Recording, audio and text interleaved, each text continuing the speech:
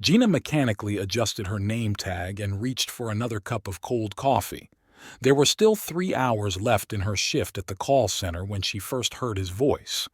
Amidst the usual stream of irritated customers complaining about delivery delays, this call stood out for some reason. The caller wasn't shouting or demanding to speak to a manager. He just calmly asked why his package had been at the sorting center in Philadelphia for 2 days. "My name is Matthew Robinson. I sent a package to my mother in Pittsburgh last Thursday," he said, his voice tired but without the usual irritation. Gina quickly looked up the shipment number and saw that the package was indeed stuck. They talked for almost 20 minutes, much longer than the standard call handling time. Matthew explained that he was a truck driver and understood all the complexities of logistics, but he was very worried because the package contained medicine for his mother. A week later he called again, not about the delivery. He just wanted to thank her for her help and see how she was doing. A few days later they met at a small coffee shop near the call center. Matthew turned out to be a tall, broad-shouldered man with kind brown eyes and a hint of gray at his temples. He smiled a lot, and warm wrinkles spread from the corners of his eyes. Their first date lasted until late in the evening. They talked about everything under the sun: work, childhood, dreams. Matthew told her about long flights and strange fellow passengers, and Gina told him about funny calls and ridiculous customer complaints. When he walked her home, it started to rain, and they shared an umbrella, their shoulders bumping awkwardly. They got married a year later in a small church on the outskirts of town. There were only 20 guests at the wedding, their closest friends and relatives. Matthew's mother, for whom he had once sent that very package of medicine, was no longer able to attend. She had died a month before the ceremony. But Gina often thought that it was thanks to her that they had met.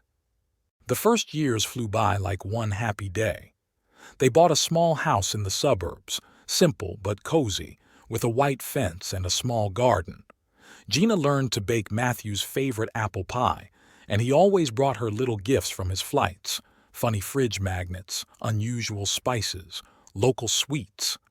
When Emily was born, their happiness seemed complete. Matthew adored his daughter and tried to spend every free minute between flights with her. Emily grew up to be a smart and curious girl. She loved it when her dad took her on his lap and told her stories about faraway roads, huge cars, and different cities. Gina loved watching them at those moments, so different and yet so close. Despite Matthew's frequent departures, they remained a real family. Each time he came home, it was like a little holiday. Gradually, they got used to their rhythm of life: Matthew's long flights, Gina's work at the call center, Emily's school days. On weekends, when Matthew was home, they often went on picnics or had movie nights with popcorn. They learned to appreciate the simple moments: breakfast together, evening walks around the neighborhood, Sunday mornings reading the newspaper on the porch. Every year on their wedding anniversary, they went to the same coffee shop where they had their first date. Gina always ordered a vanilla latte, and Matthew ordered black coffee without sugar, and they reminisced about how it all began. Betty, the waitress who had worked there since day one, already knew their story and always brought them a special cookie for the most loyal customers. On their 10th anniversary, they sat at the same table by the window, and Matthew suddenly said, "You know, if I could live my life over again, I would send that package and call customer service." Gina laughed and squeezed his hand tighter. She couldn't have known that 3 years later she would cling to those memories like a lifeline, trying to understand where and when it all went wrong. Lately, Gina had been waking up more and more often in the middle of the night because of the silence. The empty half of the bed no longer evoked the familiar calm anticipation of her husband's return. Now, it was something else, something disturbing and uncomfortable. Matthew's flight schedule had gradually changed, at first imperceptibly, then more and more obviously. Whereas he used to spend at least 2 weeks a month at home, now he sometimes only came home for a few days. Once upon a time, their small kitchen had been the setting for long family breakfasts, but now Gina increasingly found herself eating alone, mechanically scrolling through the news feed on her phone. Emily, now 13, usually grabbed a piece of toast and rushed off to math class. She was preparing for the Olympics and spent all her free time poring over textbooks. Gina remembered how it all started to change. At first, it was little things. Matthew started calling less often from his flights, and his stories about the road became shorter and drier. He explained it away as fatigue and new company rules prohibiting phone calls during stops. Then there were strange pauses in their conversations, as if he was carefully choosing his words, although their communication had always been easy and natural before. At work in the call center, Gina mechanically answered calls from angry customers, her thoughts increasingly returning to home, to how Matthew had stopped telling Emily stories before bed when he was home, to how he hugged Gina less and less in the mornings before leaving, to how he once forgot their traditional anniversary trip to the coffee shop for the first time in 13 years of marriage. Family dinners when Matthew was home turned into silent meals. Emily buried herself in her phone, Matthew in the newspaper, and Gina tried to strike up a conversation but got only one-word answers in return. After evenings like that, she lay awake for a long time, remembering how they used to talk for hours at the table. A faint smell of loneliness appeared in their bedroom. That's what Gina called this strange mixture of dust, stale air, and silence. She began to look through old photos more often, trying to catch the moment when Matthew's smile began to change, when this new, unfamiliar detachment appeared in his eyes. One day, while cleaning, Gina found Matthew's old wallet, which he thought he had lost. Inside was a photo of them together, the very first one, taken on the day they met at the coffee shop. Gina remembered how the waitress, Betty, had offered to take their picture. In the photo, they were both laughing and raindrops glistened on Matthew's jacket. She stared at the photo for a long time, trying to understand where these people with sincere smiles and shining eyes had gone. Calls from the transport company dispatcher began to come more and more frequently. Matthew took extra shifts, explaining that it was a way to earn money for Emily's college education.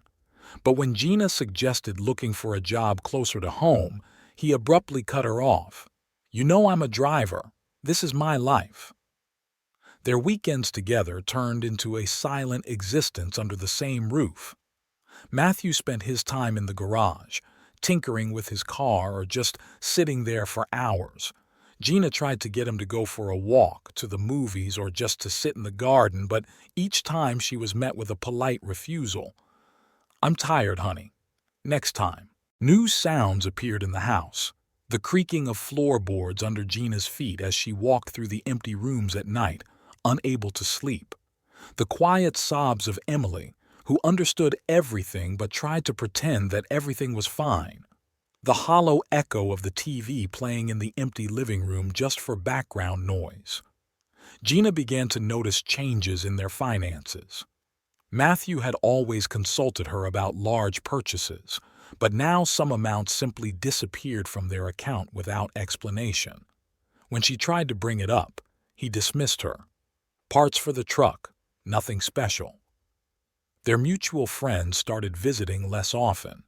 Maybe they sensed the tension in the house, or maybe they were just tired of hearing the same excuses for Matthew's absence.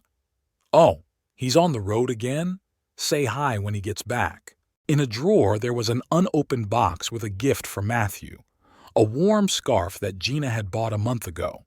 She had planned to give it to him for his birthday, but he was on the road again. "Sorry, honey, I couldn't get out of this trip," he said on the phone. There wasn't even a hint of regret in his voice. In the evenings, sitting alone in the kitchen, Gina often thought back to their first years together, how Matthew had taught her to drive, patiently explaining every step, how they had painted the walls of the nursery for their newborn Emily, getting covered in paint and laughing until they cried, how he brought her unusual souvenirs from every trip, making up funny stories about where he found them. Now the souvenirs had stopped coming.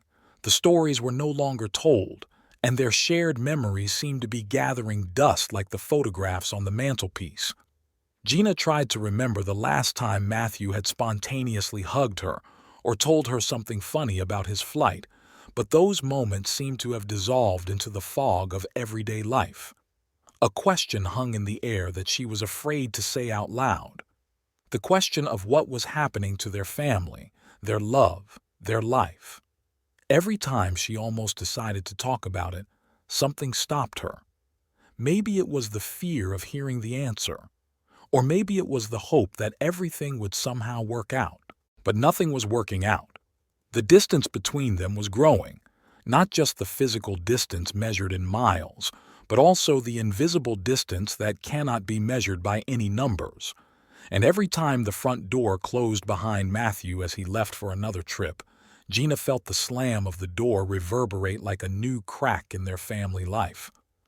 Rain drummed on the windshield of the truck as Matthew stopped at the last rest stop somewhere between Toledo and Cleveland. The clock on the dashboard showed it was the beginning of the third night, and the red sign of the roadside cafe was reflected in the puddles as blurry neon spots. He turned off the engine and rubbed his tired eyes. The road had been blurring before his eyes for the last few hours, and he needed to wake himself up a little.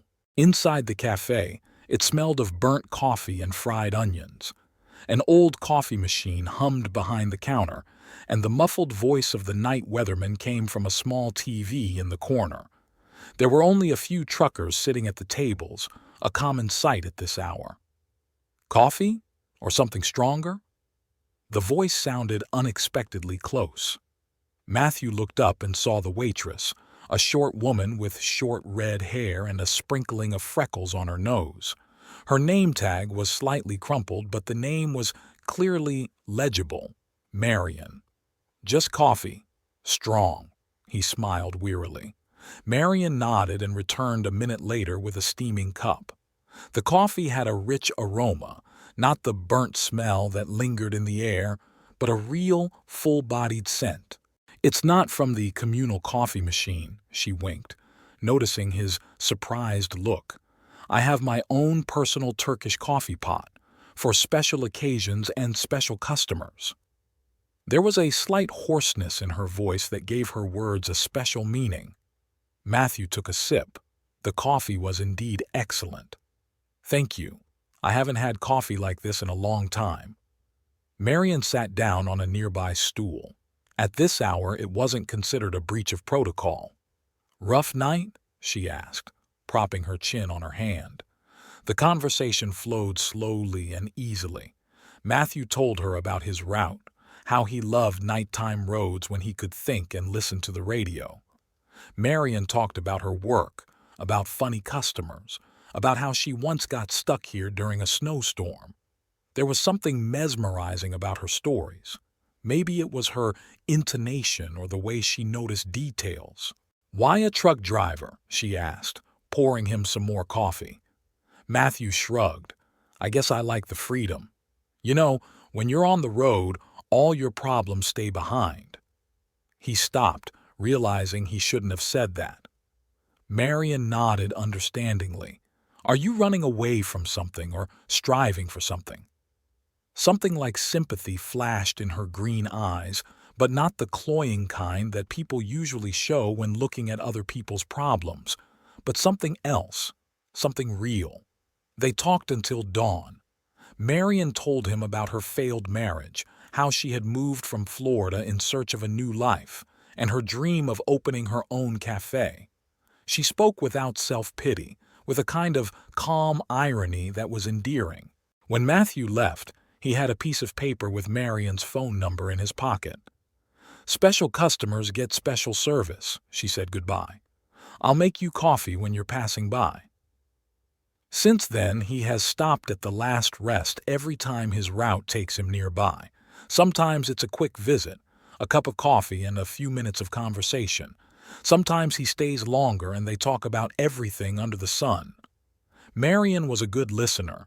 She listened without interrupting or trying to give advice. Gradually, Their meetings became more personal. Once, when Matthew was talking about his childhood in a small town in Ohio, Marion suddenly covered his hand with hers. The touch was fleeting, but it changed something between them. Another time, she treated him to homemade pie. "My grandmother's recipe," she said.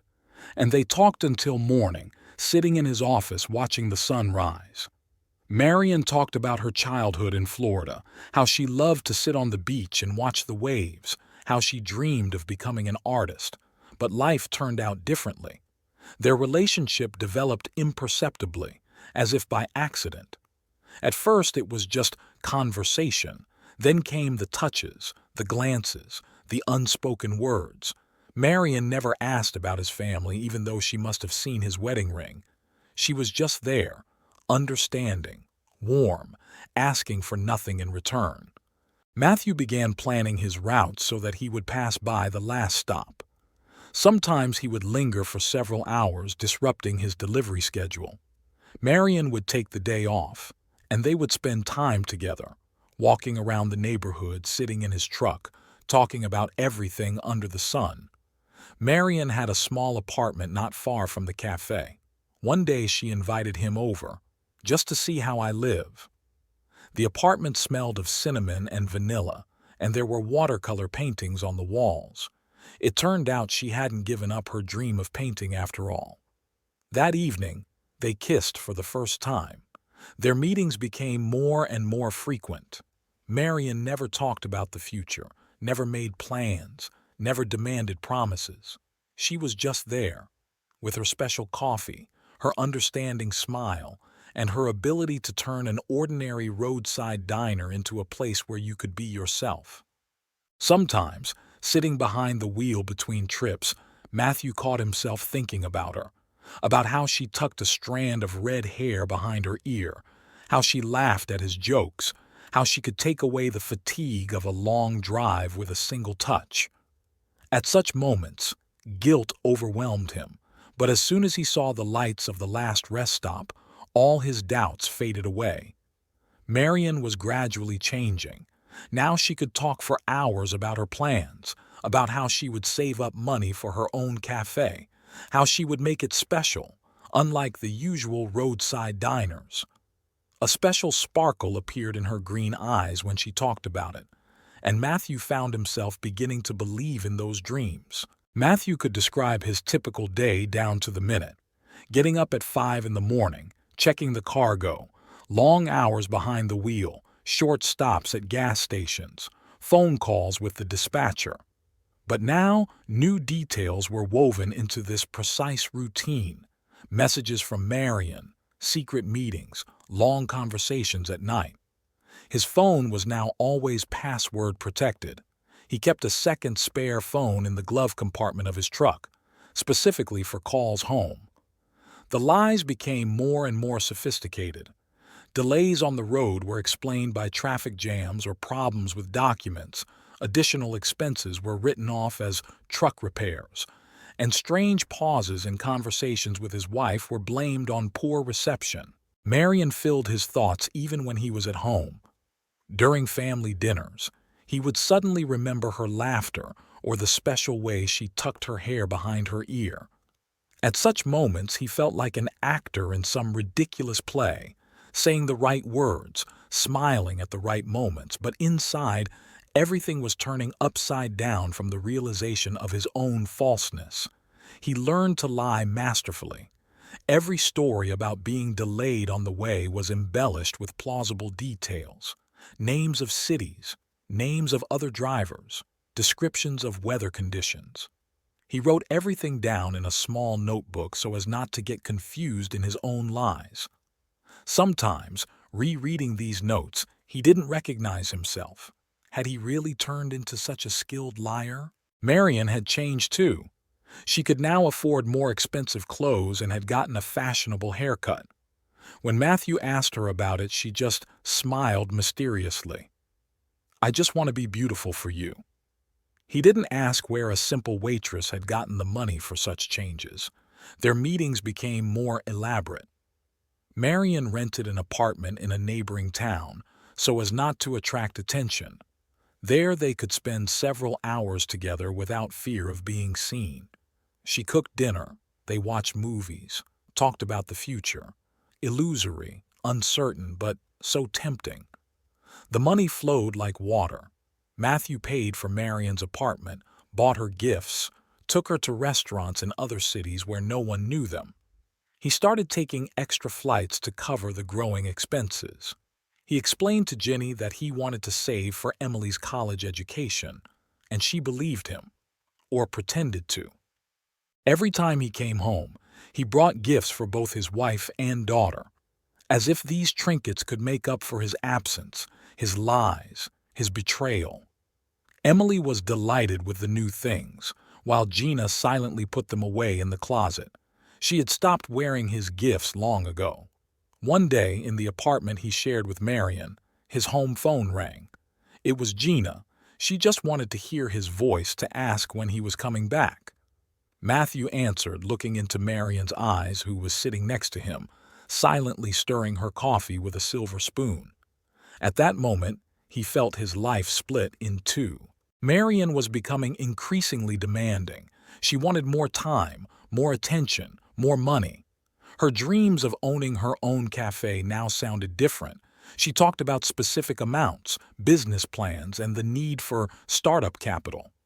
Matthew listened and nodded, not noticing how he was gradually becoming entangled in her plans. His routes became increasingly chaotic. He would drive hundreds of miles out of his way to spend an extra evening with her. Dispatchers began to ask questions, but he always found explanations: traffic jams, detours, car problems. His impeccable reputation as a reliable driver began to crack. Marion knew how to be different. Sometimes she was gentle and understanding, willing to listen for hours to his stories about problems at work or his feelings of guilt toward his family. Other days she became cold and distant, especially when the subject of money came up. She never asked directly, but she knew how to create a situation where he offered his help. Their conversations increasingly revolved around the future. Marion painted tempting pictures: her own cafe, a quiet life, no lies or secrets. She never said outright that Matthew should leave his family, but the idea hung in the air, unspoken but palpable. He began to come home less and less. When he did come home, he spent his time in the garage or slept, claiming to be tired. Emily stopped sharing her school news with him. Now she just nodded when she saw him and went to her room. Gina no longer tried to mend their relationship. She existed in parallel, in her own world, growing increasingly distant. Lying became so habitual that sometimes he began to believe his own fabrications. He could tell his wife with complete sincerity about non-existent problems with the engine, and an hour later complain just as sincerely to Marion about imaginary family scandals. Reality and fiction intertwined in his mind, creating a bizarre pattern of a double life. Sometimes, sitting behind the wheel at night, he tried to imagine how it would all end. But his thoughts were confused, and the future seemed foggy and uncertain. He pushed those thoughts away, focusing on the road, the cargo, the schedule, anything but the web of lies he was caught in. The first alarm bell rang in the middle of autumn. Marion called in the middle of the night, her voice sounding unusually sharp. She talked about some urgent bills, problems with the rent, and how she needed money, not in a week or a month, but right now. Matthew transferred the requested amount, chalking it up to temporary difficulties.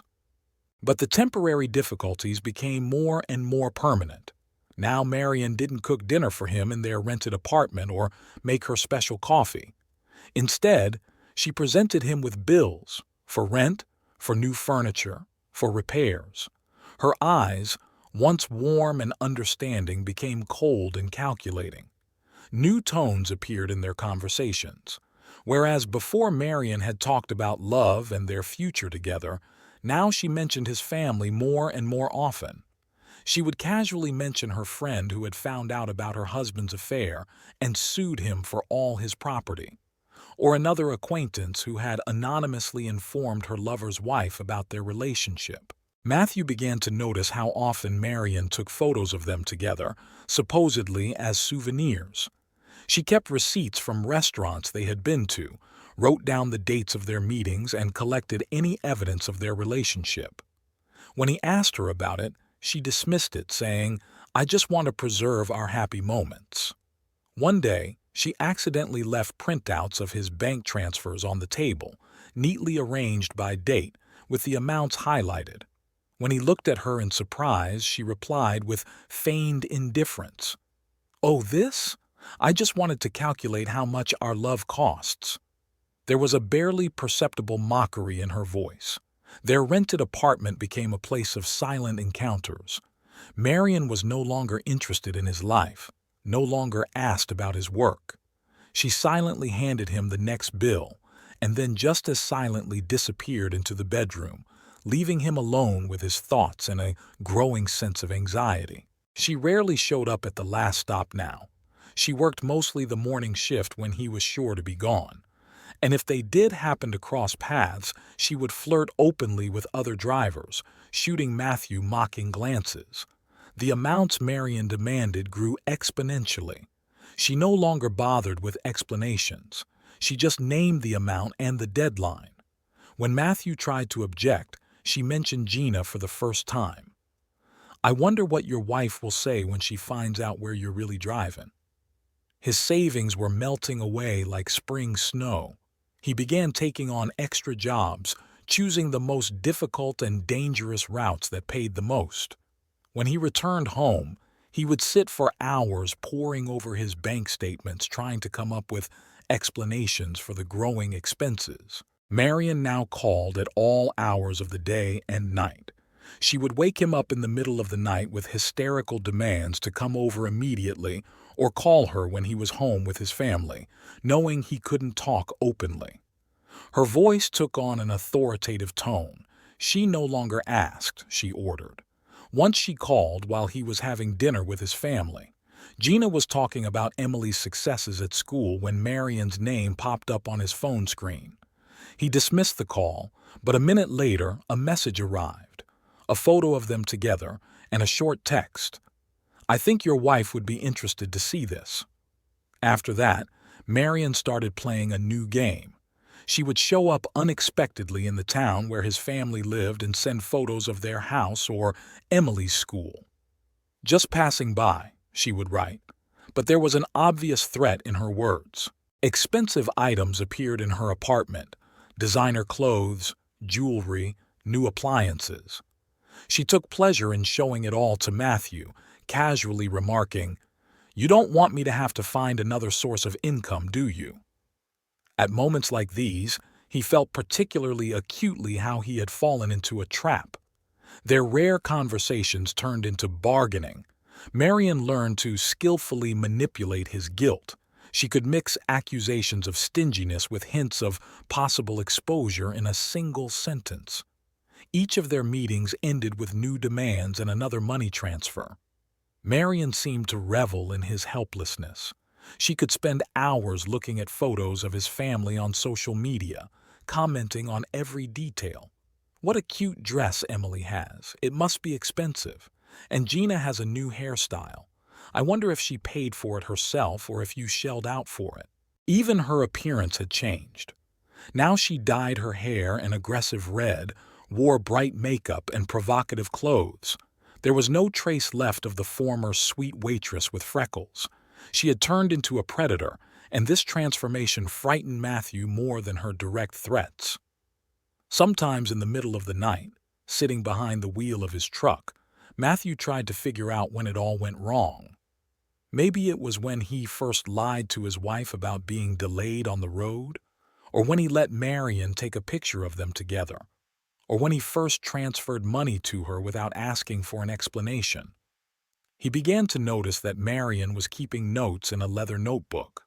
Once, when she left the room, he caught a glimpse of it.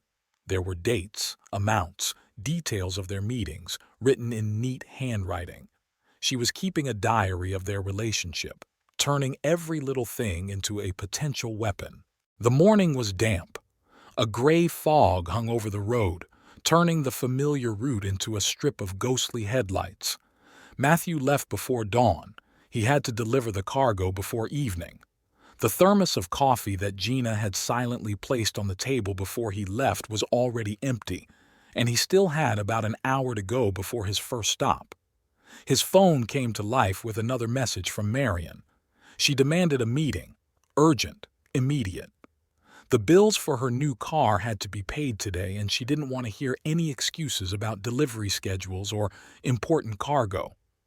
Matthew sighed and sped up.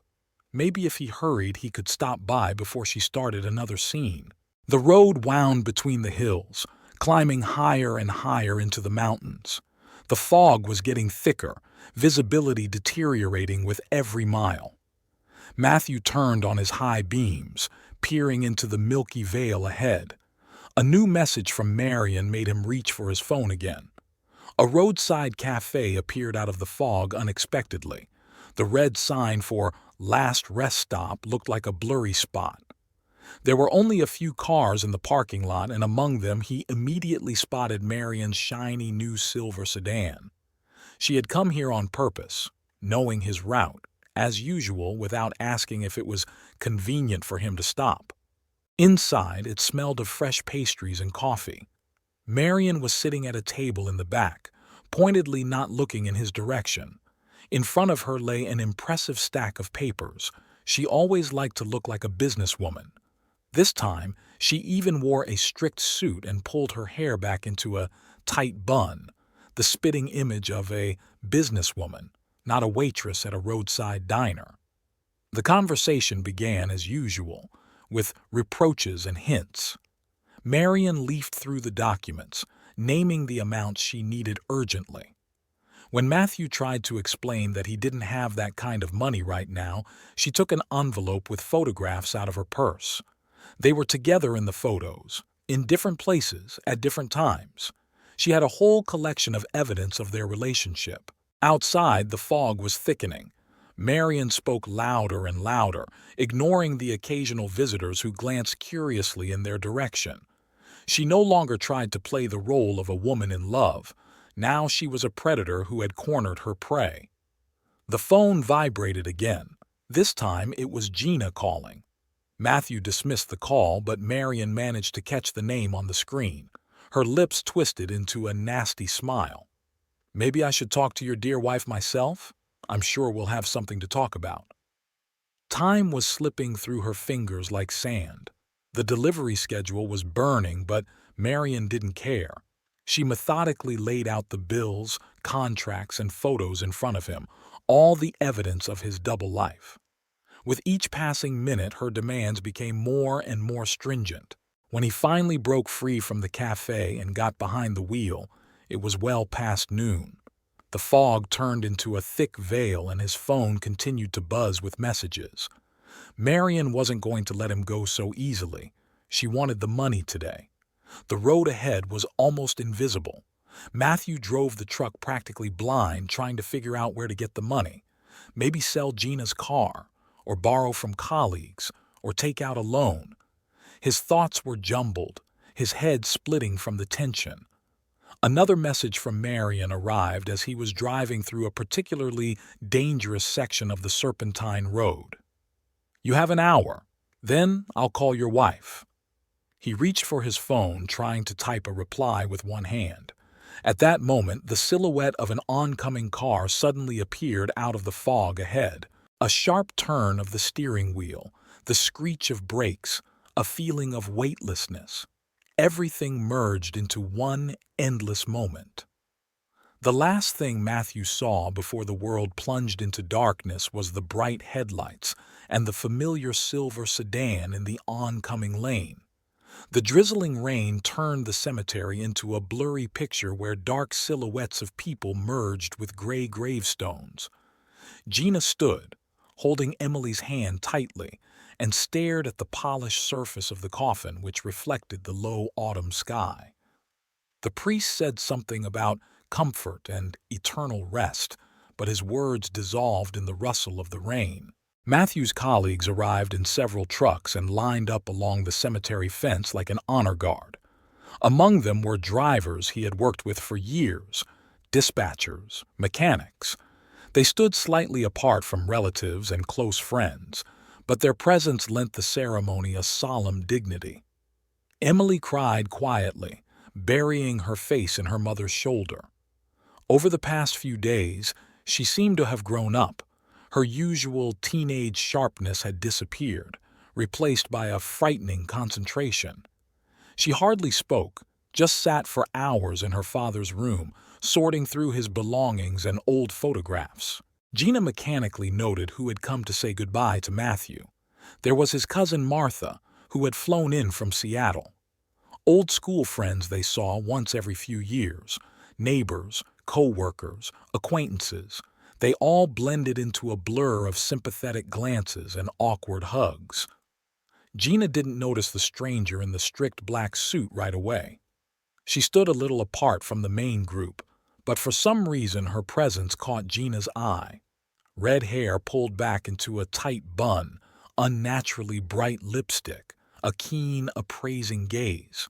She wasn't crying or trying to look sad. She was just watching, as if waiting for something. After the ceremony, everyone headed to a small restaurant nearby where a memorial dinner had been booked. Gina mechanically accepted condolences, thanked people for their support, and answered questions about her plans for the future.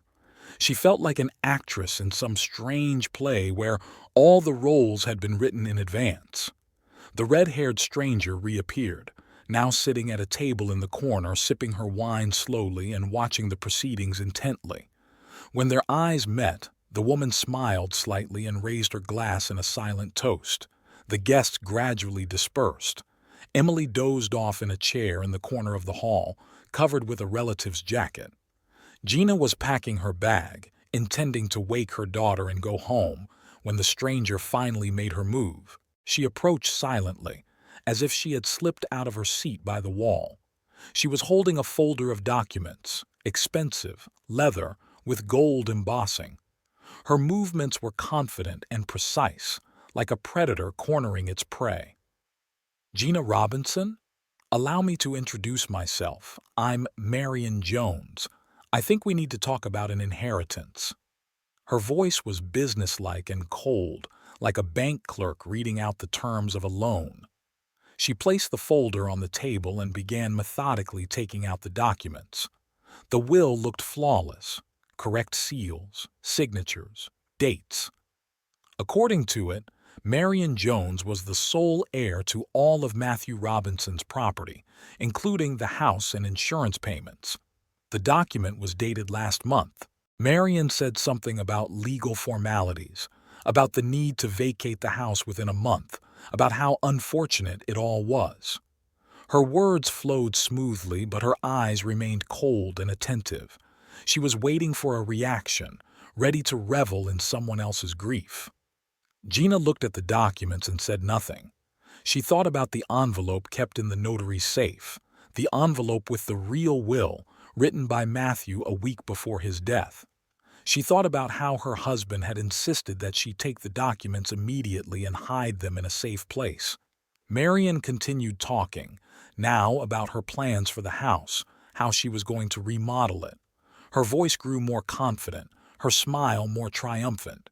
She was clearly enjoying her moment of triumph. The restaurant patrons had long since left, and only a few waiters remained, clearing the tables. Emily was still asleep in her chair, and Gina was grateful for that. Her daughter should not have heard this conversation. The evening was gathering outside the windows, turning the glass into dark mirrors. In their reflection, Gina saw two silhouettes, herself, frozen and upright, and Marion, predatory and confident. Two women bound by a shared past but so different in their present.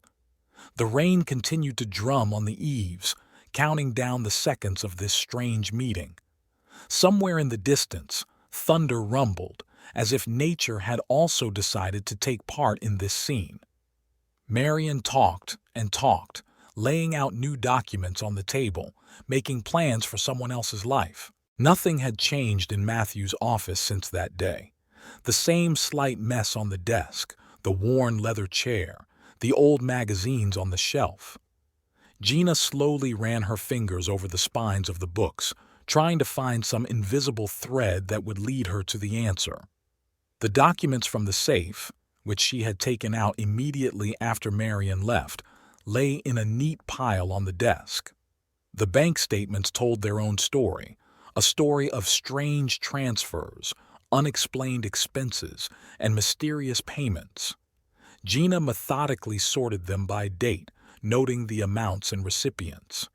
Gradually, a picture emerged. Over the past year, a substantial amount of money had disappeared from the accounts. In a desk drawer, she found a notebook with Matthew's notes. He had always been meticulous with his paperwork. Routes, expenses, notes about meetings. Some pages had been torn out, but even the remaining ones spoke volumes. Repeated stops at the same places, strange delays en route, dates that didn't match. The phone records showed dozens of calls to the same number, especially in recent months. Gina dialed the number. It was still active, but no one answered. She sent a request to the phone company, indicating that it was related to an inheritance case.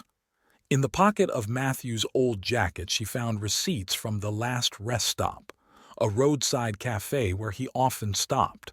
Gina sorted them by date. Some coincided with large money transfers. There was a note scribbled on the back of one receipt, but the handwriting wasn't Matthew's. Photos from gas station surveillance cameras, which she requested through a friend in the police, showed a silver sedan following Matthew's truck on several routes. She had seen the same sedan at the accident site, crumpled with a broken bumper but recognizable. In Matthew's diary, she found a business card for a private investigator, worn with a dog-eared corner. It looked like her husband had been thinking of hiring him, but something had stopped him. Gina turned the card over in her hands. The agency was in a neighboring town. The old photos on Matthew's phone had been deleted, but the cloud storage had saved copies.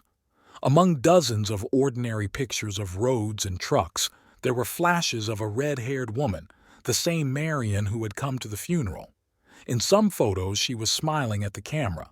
In others, she was posing against various backdrops. Rent receipts were found among the gas bills, neatly stacked with all payments listed. The address was in a small town, right along Matthew's usual route. Gina marked it on the map, another point in the growing web of clues. In the glove compartment of the truck that had been brought in from the impound lot was a second phone, a simple model with minimal features. There were only 2 numbers in the contact list. One belonged to Gina, the other was the same one that appeared repeatedly in the printouts. Matthew's insurance policy turned out to be much more than she had thought. The company offered its drivers special terms. In the event of a fatal accident, the payout was truly impressive. This explained the greedy gleam in Marion's eyes when she talked about the inheritance. The dashcam footage showed a strange picture. On the day of the accident, a silver sedan appeared at different sections of the highway as if chasing Matthew's truck. The last recording was made 10 minutes before the tragedy. The car was overtaking the truck on a dangerous bend. In the folder with the house documents, there were drafts of different versions of the will, all fake, with different dates and conditions. The handwriting only looked like Matthew's. Upon closer inspection, there were clear differences. Gina took the real will out of the safe and compared the signatures. When the stack of documents on the table grew high enough, Gina leaned back in her husband's chair and closed her eyes. The picture was coming together like a mosaic, but some pieces were still missing. The detective's business card lay in front of her, like an invitation to action. The light from the street lamp fell on the table, casting long shadows from the spread-out papers. Outside the window, the evening city bustled, but the study was almost eerily quiet. Gina looked over her notes again, checking to see if she had missed anything important. The windows were lit in the house across the street. A family they had known for many years lived there. I wonder if the neighbors had noticed anything unusual lately. Maybe they had seen a strange car watching the house, or heard any unusual phone conversations. Simon Flynn's private detective office was located on the third floor of an old brick building in the business district. There were no neon signs or mirrored windows, just a modest plaque on the door and blinds that let in the dim light of the gloomy morning. Flynn himself was the complete opposite of the stereotypical image of a detective from noir films. No crumpled raincoat or cigarette smoke. A thin man with simple metal-rimmed glasses greeted Gina in a perfectly tidy office, where the only hint of his profession was an impressive video surveillance system on the wall. Gina laid out the documents in front of him, the very ones she had collected over the past few days. Flynn looked through them methodically, making notes in a small notebook. His glasses glinted in the morning sun shining through the blinds, and his fingers quickly turned the pages. Miss Jones appeared in this area about 2 years ago. Flynn opened a file on his laptop. She got a job as a waitress at a roadside cafe, rented an apartment, and led a quiet life. At least that's how it appeared from the outside. He turned the monitor to show the photos. Marion at different stages of her life, with different hairstyles and names. The story the detective was telling unfolded like a crime novel. Marion Jones, or Melissa James, or Martha Jensen, had a rich past. She had been charged with fraud in various states, but the cases never went to trial. Witnesses refused to testify. Documents mysteriously disappeared. Flynn opened more and more files on his computer. Here was Marion in Miami, working in an expensive restaurant and having an affair with the owner. Here she was in Chicago, a hotel administrator engaged to a wealthy guest. Each time the story ended the same way. She disappeared, taking the money and leaving broken lives behind her. Flynn visited the last rest stop himself. He talked to the staff and looked at the surveillance footage. Marion was the perfect employee, always on time, always friendly, always ready to fill in for a colleague. But her work schedule strangely coincided with the routes of certain truck drivers. Her bank accounts told a different story. Marion lived a much better life than a waitress could afford. Expensive clothes, a new car, regular trips to the spa. All of this required money, and a lot of it. The detective traced the sources of these funds. They led to different men, each of whom considered himself special in her life. New documents appeared on Flynn's desk: investigation results, surveillance reports, photographs. He methodically pieced together a picture of Matthew's last months, his meetings with Marion, their conversations, their arguments. Every detail added a new stroke to the portrait of a woman who had turned deception into an art form. The rented apartment where Matthew and Marion met was not the only one. She had another hideout in a neighboring town. There she kept documents, money, and, most importantly, records.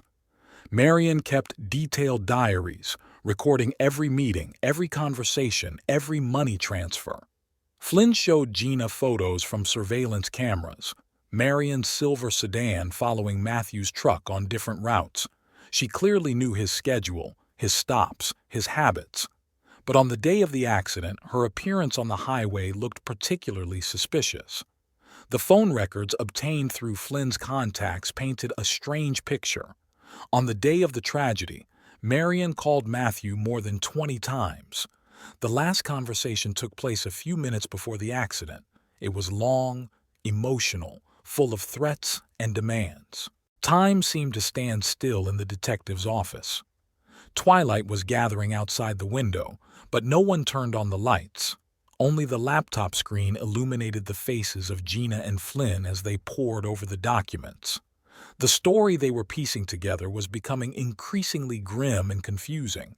Flynn took out another folder containing information about Marion's past before she arrived in their town. Photographs, witness statements, police reports. Everything suggested that this wasn't the first time she had played out this scenario. Only before, she had managed to disappear before the truth came out. The apartment in Florida looked like something out of a glossy magazine. White walls, huge windows overlooking the ocean, designer furniture. According to Flynn, This was where Marion, then Melissa James, lived with her first husband, a restaurant chain owner. The detective laid out photos in front of Gina. A happy couple on a yacht, lavish parties, social gatherings. The marriage lasted only 8 months. One day, Marion's husband came home to find the apartment empty. The jewelry, money from the safe, and real estate documents were gone. She seemed to have dissolved into the sunny haze of Miami, leaving behind only debts and broken hopes. The next clue was found in Chicago. Now she called herself Martha Jensen and worked as an administrator at a fashionable hotel. She had a new look: dark hair, expensive suits, flawless makeup. She had a new story: the tragic loss of her family and a move to the big city in search of a new life. Her new victim was an elderly but wealthy businessman who was a regular guest at the hotel. Flynn gathered statements from witnesses who had worked with her during that period. Everyone described her as a professional in her field: polite, attentive, always ready to help. No one noticed how she methodically gathered information about wealthy clients, studied their habits, and found their weaknesses. The police archives contained statements from her former lovers, each telling a similar story. Marion would appear in their lives suddenly, charm them, and become indispensable. Then she would disappear, taking everything she could get her hands on. The statements were usually withdrawn. Some were ashamed of the publicity.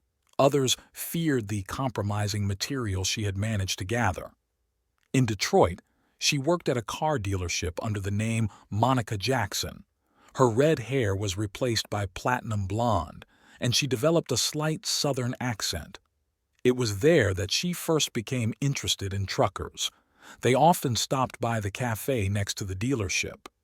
She listened intently to their conversations about routes, insurance, and salaries. Flynn found her old-school friend, the only person who agreed to speak openly. Marion's story was both banal and terrifying. A difficult childhood in a small town, a tyrannical stepfather running away from home. She learned early on to use her looks and charm as weapons, and lying became her second language. The case file contained a photograph of a young Marion, just a girl with freckles on her nose and a naive smile. It was hard to believe that this fragile figure would turn into a calculating predator, methodically destroying other people's lives. But every document, every piece of evidence added new features to her portrait. Her financial history was particularly impressive. Flynn traced the movement of money through dozens of accounts in different banks. She never kept large sums in one place, constantly moved funds, used front companies, and fake documents. In Boston, she almost got caught. One of her suitors turned out to be a private investigator working for her previous victim. But even then, she managed to slip out of the trap, leaving behind only a tangled web of false documents and contradictory statements.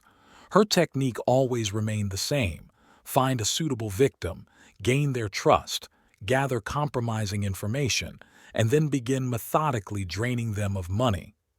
When her resources were exhausted or the situation became dangerous, she would disappear, only to reappear in a different place with a new name and a new story. The case file contained photographs of her apartments in various cities, always faceless rental properties that she knew how to quickly transform into cozy nests. The same details were repeated everywhere: an expensive coffee maker, a collection of vinyl records, watercolor sketches on the walls. She created an image of a creative, sensitive, and understanding soul. Flynn gathered testimony from her former colleagues at various places of work. Everyone noted her ability to win people over, listen to their problems, and give the right advice. She became like family to everyone, a girl you could trust with your secrets, cry on, and ask for advice. Her ability to change her appearance was particularly striking. The police archives contained photos from surveillance cameras, the same woman, but different every time. An elegant businesswoman, a simple waitress, a femme fatale, a sweet girl from the neighborhood. She changed not only her appearance but also her mannerisms, gestures, and even her handwriting. On Flynn's desk lay an impressive stack of reports of missing money and valuables, all linked to Marion, although it had never been possible to prove it officially. She acted cautiously, always leaving herself a way out and leverage over her victims. The fog that day was unusual. All the witnesses to the accident mentioned it. Flynn spent several days interviewing drivers who had been on the highway that morning. Each told his own version of events, but they all agreed on one thing. Visibility was so poor that many chose to wait it out in roadside cafes. The detective spread a map of the area on the table. The winding road climbed into the mountains, winding between the rocks. The accident site was marked with a red cross, the most dangerous section of the Serpentine Road, where even in good weather, extreme caution was required. Nearby on the map were notes with the locations of surveillance cameras. There were many oddities in the technical report on the accident. Experts noted skid marks on both lanes, but their location did not correspond to a standard loss of control situation. Flynn requested a second examination and brought in independent experts. Their conclusions forced him to look at what had happened in a completely different light. Marion's silver sedan was sent to an impound lot after the accident. Flynn spent several hours there, carefully examining the car. Characteristic damage was found under the front bumper, the kind that remains after a deliberate collision. Inside the car, he found printouts of the routes of the trucks belonging to the company where Matthew worked, with his trips marked in yellow. Cameras at gas stations recorded a strange pattern. That morning, Marion had passed Matthew's truck several times, sometimes overtaking it, sometimes falling behind. One of the recordings showed her getting out of her car and staring at the departing truck for a long time, writing something in a notebook. Matthew's phone, which was recovered by specialists, contained dozens of messages from Marion. That morning, they became increasingly aggressive. The last one came a few minutes before the accident, a long message full of threats and demands. It was followed by a missed call. A waitress at the roadside cafe where Marion had stopped shortly before the tragedy remembered a strange phone conversation. There were few customers that morning because of the fog, and everyone attracted attention. Marion spoke quietly, but the waitress clearly heard phrases about money, insurance, and a last chance. In Marion's apartment, which Flynn searched after obtaining a warrant, he found documents from the insurance company where Matthew worked.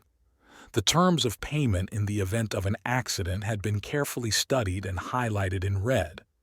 Next to them were drafts of a fake will, several versions with different dates and wording. Flynn reviewed the dashcam footage frame by frame. Here was Matthew's truck passing another turn. Next came a silver sedan. A few minutes later, they passed each other again. In the last recording, the cars were almost side by side. There were no more cameras, a blind spot where the accident had occurred.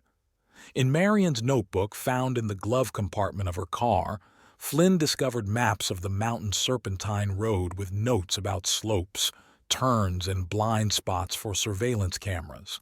Some pages had been torn out, but even the remaining ones spoke of careful route planning.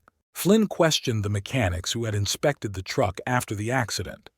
Their report mentioned strange damage to the rear bumper, as if from an impact that caused the vehicle to lose control. Surprisingly, this detail was not included in the official inspection report. Witnesses at the nearest gas station recalled how Marion had spent a long time studying the weather forecast the night before. She specifically asked about the likelihood of fog in the mountains and was interested in the peculiarities of the local roads. The manager remembered these questions. It wasn't every day that a casual visitor showed such interest in local meteorology. The receipts from the car service found among Marion's papers showed that the front bumper of her car had been repaired a week before the accident. Flynn contacted the mechanic, who remembered the customer well. She had asked him to reinforce the bumper, citing frequent trips on mountain roads. A medical examination of Matthew's body showed traces of a sleeping pill in his blood, not a critical dose, but enough to slow his reaction time. At the cafe where he had stopped that morning, surveillance camera footage showed Marion adding something to his cup while he was distracted by a phone call. On the day of the accident, Marion took the day off from the cafe, although she usually worked the morning shift. The manager remembered her strange behavior. She seemed agitated, constantly checking her phone, and went outside several times to talk. Around 7 in the morning, she suddenly left, citing urgent business. Marion's laptop, which was seized during a search, contained files with information about similar accidents in other states.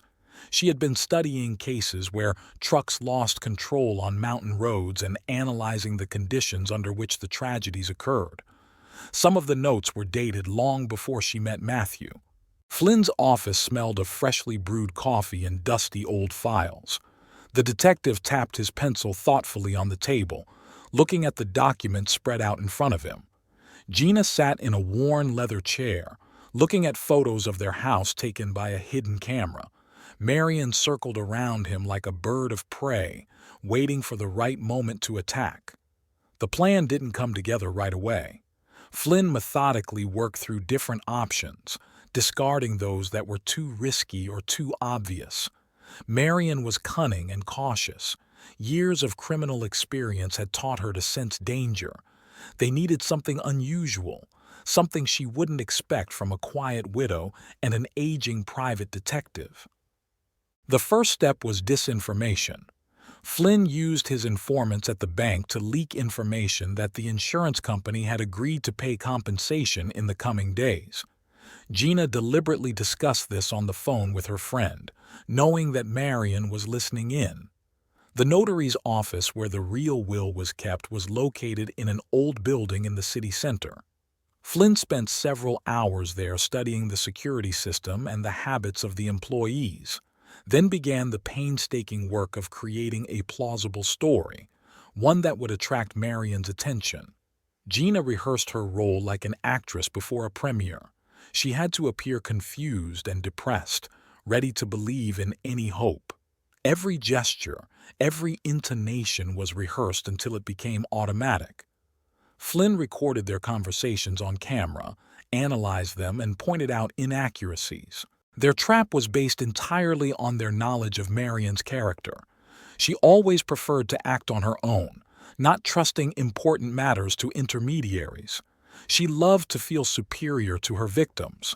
And most importantly, she couldn't resist a large sum of money, even if the situation seemed suspicious. The apartment they had prepared for the meeting looked perfectly ordinary. Flynn personally checked every detail, from scuffs on the furniture to bills accidentally left on the table. Everything had to speak of the life of a lonely woman trying to cope with loss and financial problems. The surveillance cameras were hidden masterfully, in books on the shelf, in a vase with artificial flowers, in the lampshade of a floor lamp. Recording equipment was placed under the windowsills and behind the baseboards. Flynn checked every angle of view, every area where sound could be recorded. Gina brought personal items to the apartment: photos of Matthew, his favorite mug, several items of clothing.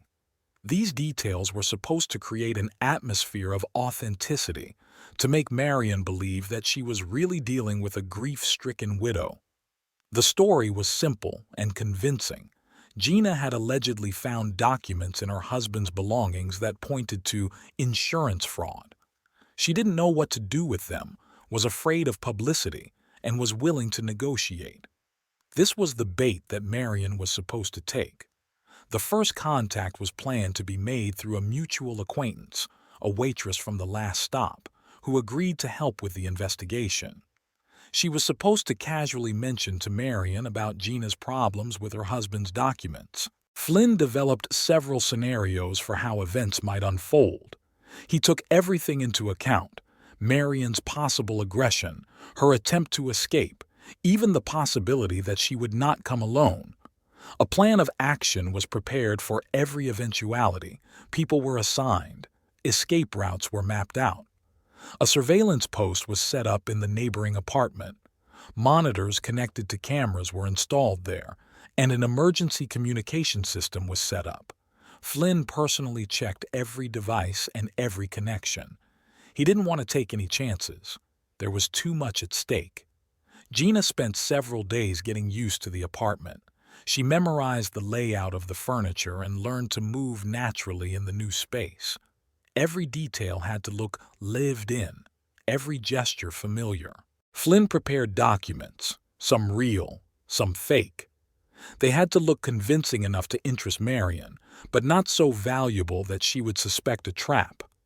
The local police had been warned but were keeping their distance. Flynn knew that if Marion noticed any unusual activity in the area, she would disappear.